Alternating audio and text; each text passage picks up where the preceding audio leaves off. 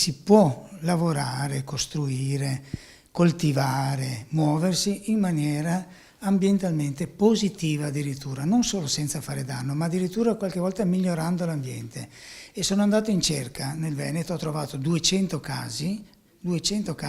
di questo genere, dal mulino rimesso in funzione ad acqua a selva di Cadore, alle ville che si rinfrescano con l'aria che viene dalle grotte nei Colli Iberici, ai pozzi veneziani che non sono pozzi ma sono cisterne di acqua piovana che viene filtrata, e Venezia per 1000 anni ha bevuto l'acqua piovana. Questi sono gli elementi storici, ma ci sono quelli anche modernissimi come la fitodepurazione, cioè depurare le acque con le piante, e in Laguna di Venezia abbiamo 2 casi enormi che nessuno conosce perché non si vedono poi a prima vista, si vedono delle piante, ma se uno non spiega, ma guarda che quei 20-30 ettari sono tutti come se fossero un depuratore. Il depuratore è brutto, è cemento, è chimica, invece queste sono le piante che assorbono l'inquinante, crescono e depurano l'acqua. Ci sono per esempio delle coltivazioni a San Polo di Piave dove sono state inserite una ventina di arpe che suonano una nota sola con il vento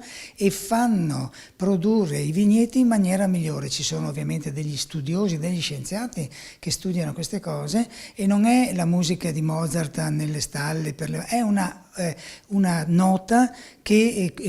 le piante riconoscono e gli serve per crescere meglio. Questa storia che difendere l'ambiente fa perdere soldi non è vera, si può benissimo fare delle cose positive per l'ambiente avendone anche un guadagno economico, sul turismo in particolare. Una pubblicazione diversa, alternativa rispetto a altre pubblicazioni di carattere paesaggistico ambientale. È una guida anche, chiamiamola turistica, per scoprire luoghi, situazioni, costruzioni, ambienti del Veneto che non molti conoscono e che invece hanno una valenza sia ingegneristica sia ambientale, che probabilmente ha anche cose uniche in Italia. Mi sono permesso come introduzione di ricordare invece quello che io ho fatto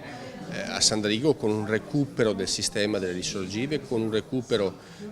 del bosco di pianura, con la collaborazione di provincia, regione, comune di Sandrigo, proprio perché ci sono cose che appunto anche a pochi chilometri di distanza possono essere visitate, fruite,